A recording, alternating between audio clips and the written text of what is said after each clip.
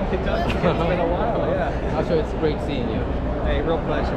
Good to be back on your show, talking to you again. Yeah. You've been to Korea like 3 times so far? 3 times since last year. Yeah, I did my first trip, I believe, in October last year. And you know what's going on with South Korea with President Yoon impeached, and he relinquished his power momentarily right now. There's a court case in the Korea Supreme Court case. What's your thought on this whole thing? I think you're the only journalist who talked about the voter fraud that has been rampant in, the controversy has been rampant in South Korea. You're the only American journalist who talked about it. Can you elaborate on that? Well, I do remember that. I was provided with different documents at the time when the election happened. When those concerns were coming out, I read them pretty thoroughly. And I think people talked to me about that because in America, I was also one of the people noting some of the issues with our elections. Personally, I think these things are going to be resolved. Personally, I think Donald Trump is saying that now he's in office, he's going to be investigating all the systems of the elections. Because from what it sounds like, the issues South Korea is having is almost the same thing America has been dealing with. And I believe that as it's dealt with in America, it will be dealt with in South Korea as well. And I would say the same applies to a lot of the foreign subversion issues that the president brought up as well. Do you know about the issue that it happened in Phoenix, Arizona back in 2020 during the 2020 U.S. presidential election, that there was a Korean airline that was stuffed with ballots, and it was confiscated here. Do you know about that issue? I remember seeing reports on it. I don't know if it was ever verified. The problem we had in America was because everything was so heavily censored. Yes. It was difficult to investigate. If you investigated, you got attacked. And you also had people trying to feed false information to the investigators so that they would libel themselves or, get sued or something like that. And so it was very hard to see what was true, what was false. But without a doubt, I think there were many areas that were true. The problem is it has not been allowed to be investigated unless you want to get viciously attacked. Things are changing now, and I believe the truth will come out. Do you think there's a CCP angle to this? Like some people have been speculating that behind the voter fraud situation that has been happening, not just the States, but in South Korea, that probably the Chinese government might be behind all that. Have you ever heard any kind of speculation regarding that? Absolutely. Not only that, but the Chinese Communist Party has an entire government agency or military agency that is dedicated to what they call political warfare. In fact, I actually just published a special feature exposing some of these operations. The name of the Chinese military department used to be the General Political Department. In America, there are different think tanks that have written reports around Chinese political warfare. They have since changed the name of the organization. I can't remember the name they have for it now, but Xi Jinping reorganized the military. They changed the name of it. But yeah, they have very advanced programs for political warfare. A lot of these operate through what they call liaison work. The military will create different, they'll study the laws of different countries, they'll study openings and everything like that. The military in China will delegate this work through a few different organizations. The MSS, the Ministry of State Security, the MPS, the Ministry of Public Security, and then they run these also with the United Front Work Department. These 3 agencies will then work with they'll do what they call liaison work, where they'll go to front organizations operating throughout different countries, like they call them TONGs, Chinese Fraternal Organizations. They run these through the Chinese consulates and embassies. The consulates and embassies will send out spies, Chinese spies or agents, to work with the heads of these different Chinese associations. The Chinese associations will then reach out to all their different members, and then they do liaison work with local politicians, business leaders, journalists, everything. In Taiwan, they're much more aware of this. There's a lot of public reporting on it to the extent that Taiwan has even outlawed some of these operations. America is only recently starting to become aware of it. In fact, several Chinese agents have recently been arrested tied to these organizations. When I was in South Korea, part of my work was investigating these networks. I was not able to publish a lot of my work because of South Korean laws on libel and defamation. And so unfortunately, a lot of what I researched there cannot be shown to the public. But one of the issues South Korea has is that you have a very vast network of Chinese agents working through the Tong, what they call the Tong system, what these organizations do is they will bribe and blackmail politicians, business leaders, journalists, college professors, anybody of influence within the society, and then use them to what they call it is they call it capturing the civil society. The actual phrase they have under the United Front of the Chinese Communist Party is to capture the civil society. And the concept is that you can have your government, but the entire system that forms what the country is controlled by a foreign government. It'll look like you're an independent country, but your politicians are serving foreign interest. Your businesses are serving foreign interest. Your media and your academics and your entertainment industry is serving a foreign interest. And so even though you're an independent country, all the systems that control your society are not working for your society. They're working for a foreign government. And that's what the United Front aims to do. The biggest problem South Korea has is that your intelligence agencies are not allowed to go after and arrest Chinese agents. And so Chinese agents are running rampant in your country. And that is what I really found in Korea, and that's what shocked me the most. So you're saying that intelligence agencies, they are also compromised by these foreign entities in Korea? I don't know if I'd say they're compromised. I've met several former officials. I think they're actually very good, very strong integrity. But Korean law, South Korean law, is restricting them from being able to go after these individuals. I personally believe that your intelligence agencies are very good, but their hands are tied behind their backs. They're not able to do what they need to do to root out the problems that they're dealing with. From what I saw and the research I did there. It almost sounds like a lot of South Korean politicians, or probably even media members, powerful people, might be acting like puppets from a puppeteer that's probably in a different country. That's the case. And to be clear, America has a lot of these same problems. My work is, I've been with Epoch Times since 2006. I've been a journalist for a very long time. I've been an investigative reporter since 2008. And my job as an investigative reporter began in 2008 because I accidentally uncovered these networks operating in the United States. Some of the individuals I exposed early on were actually investigated by the FBI. Some of them were actually sent to prison. Some of the organizations I was warning about 18 years ago, 16 years ago, with my work at Epoch Times, some of those organizations are only recently, the leadership is being arrested.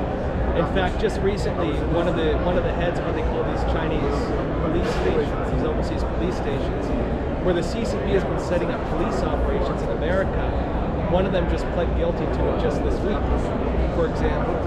And so, even for America, only recently are things being done to go after these networks. And so I don't think it's the fault of the Korean system. Even the United States is only recently figuring out how to deal with these things. But I think it is one of the greater threats that we're facing for our country and yours. One of the documentary pieces that you did for Epoch Times was regarding KBS. I don't know whether you're allowed to talk a little bit about that. I can talk about it. Right, so that KBS has, KBS, the broadcasting station, which is backed by the government, has been heavily influenced by CCP. So there's a couple things with that. I can get into both. On the specific case you're mentioning, there was Shenyun Performing Arts, a New York-based performing arts company. Basically, the Chinese Communist Party does everything they can to stop Shenyun from doing its job and doing its shows. The reason the Chinese Communist Party does not like Shenyun is because Shenyun exposes the human rights abuses of the Chinese Communist Party in its pieces. The CCP hates that because they don't want this being known. The second thing is that Shenyun Performing Arts shows the culture of traditional China that the CCP is trying to destroy. And Shenyun, of course, being started by Falun Dafa practitioners, people persecuted in China for their faith. The CCP also is trying to suppress that and destroy it. And so anywhere Shenyun performs, even in America, the theaters will report that they get threats from China, they get pressure from China. Most free countries, they just ignore it. They're like, not only do they ignore it, but they expose it because they're offended by it. They're like, how dare you try to prevent me from showing this, right? In America, that's usually the case. In Korea, it turned out that the CCP was behind threats to KBS that got a Shenyang Performing Arts show canceled. And it turned out that the Chinese Communist Party had threatened financial damage to Korea, and I don't remember the number, but it was a lot of money. The CCP threatened financial damage to Korea if they dared to allow Shenyang to perform. And KBS folded to CCP financial pressure and canceled the show. On the other side, when it comes to the subversion of your entertainment industry, this is important. The Chinese Communist Party regards South Korea as a threat on the culture. And this goes back to the Korean wave and Korean entertainment and stuff like that. And the reason is this. American entertainment, Hollywood and so on, for a lot of the West and a lot of the world actually, America is kind of the cultural beacon, or at least used to be. It's kind of fading now because it went so political. But it did not resonate as much with China because the culture is different. Right, Western. Yeah, South Korean culture, because you share a lot of Confucian values, which China has, of course, very strongly as well. At least the older Chinese, and the CCP is trying to bring that too. The values of Korea resonate with Chinese more than American culture. That's why it's powerful. And so the CCP regarded the Korean wave as a threat to its power. They regard Korea as a cultural threat. They believe that the CCP will lose influence if South Korean values, which still are very strong, freedom values, democracy, very strong on traditional values. You have to remember the CCP tried to destroy a lot of them, right? They used to demonize Confucius. They used to condemn Confucius. But a lot of the social values of Korea, even though they're more of a Christian country now, a lot of the social values, especially with respect for elders and everything, it comes from that, right? And so the entertainment really resonates with China.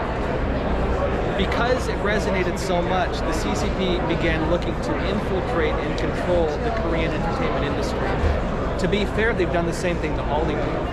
China, for example, Chinese companies, they bought up a lot of the talent studios, they bought up some of the theater chains, and it's very hard to get a film in China unless you co-produce it with the Chinese Communist Party. They change the content too, right? They do. They edit the films. You can't show American patriotic content. You can't show China in a negative light. That kind of stuff. You have to display core socialist values. They make you display socialism in a positive light, and that's part of the agreement. And you also have to feature like a certain number of Chinese actors or whatever else if you really want to get in. They began doing that to South Korea as well. And a lot of it is because South Korea, for its entertainment industry, they want to get into the Chinese market. Same reason for Hollywood. But for China, for the Chinese Communist Party, this is more important for them because they don't just view it as an instrument. They view South Korea as threatening. So they have a project within the Chinese military called the Northeast Project. And okay, for you Koreans out there, maybe you remember. Do you remember when China said that kimchi is Chinese? Yeah. Do you remember that? We all remember it. We took great offense to that. That was part of the Northeast Project. So what the CCP does is that they're trying to rewrite Korean history, and they're claiming that Korea, the entire Korean peninsula, is historically part of China, right? Of course, you had one of the empire, one of the dynasties, right? I remember even like Korean traditional clothes, hanbok. Chinese government is claiming that that's also from China. That's the Northeast Project. That is an actual Chinese Communist Party military project. And what they're doing to South Korea is the same thing they're doing to Taiwan. They're saying we have historical ownership over you. You are but it's what they're doing to Inner Mongolia. It's what they're doing to Tibet. It's what they're doing to Xinjiang or East Turkestan.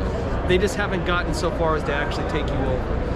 But the narrative they're pushing, and they're teaching this in Chinese schools. They're trying to get it into Korean textbooks. They're trying to rewrite your history because eventually they do want to take you over. They do want to take you over. And I'll tell you right now, South Korea is entertainment. South Korea is semiconductors. South Korea is everything the Chinese Communist Party wants. And there's ways of conquering countries without invading you militarily And the way you do that is through the United Front. The way you do it is by capturing the civil society. South Korea is in a very difficult position because of the degree to which the CCP has been able to run these spy operations without facing any kind of repercussions for it. But this is what they're trying to do to your country. Do you see any like sympathizing voice among Koreans too, that who supports that Chinese movement, even within Korea?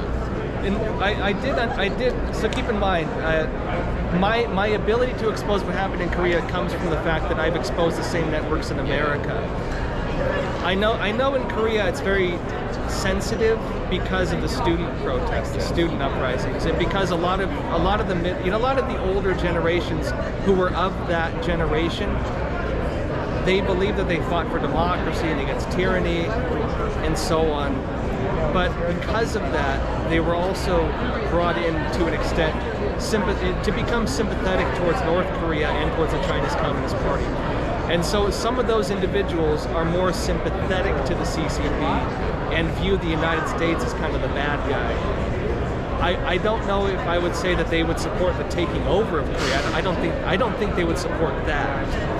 But because they are more sympathetic to China, I would personally say a lot of them are maybe not aware of what the CCP is actually trying to do. Is the way I see it. Well, now we have President Trump coming back to office January 20th. When I see his cabinet members and his rhetoric, it seems like he has some kind of unfinished business with China. Do you think he would have this hardline stance and tariffs? Do you feel like Trump wants decoupling from the CCP? What is your thought on that? So let's put it this way.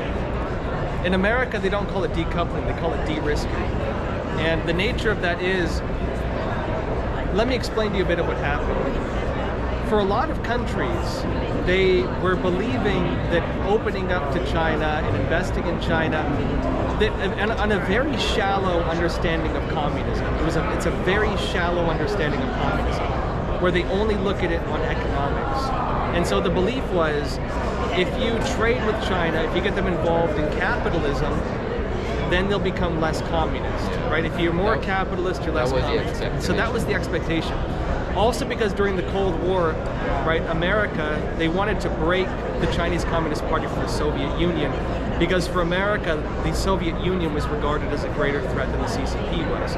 But we knew we couldn't take them both on if a war were to break out, so we had to break that alliance. A lot of the business relations that were formed with China were for that purpose. And we believe that China would become more free, begin respecting human rights more if we engage with them economically.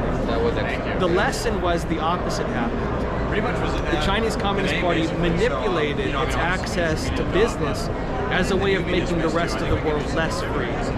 China did not become more free, the rest of the world became less free. And the CCP has used it now to also undermine global institutions. They're going after the US dollar, they're going after the Pax Americana, the very idea of what America represents.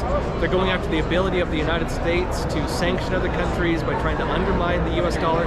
Something Trump has said that if any country does, he will slap 100% tariffs on them, like for example with BRICS nations, for example.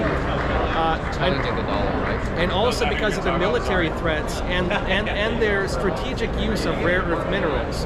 And also during COVID, you might remember the CCP was threatening to cut America off for medical supplies when we actually import a lot of our pharmaceuticals and the ingredients for some pharmaceuticals from China.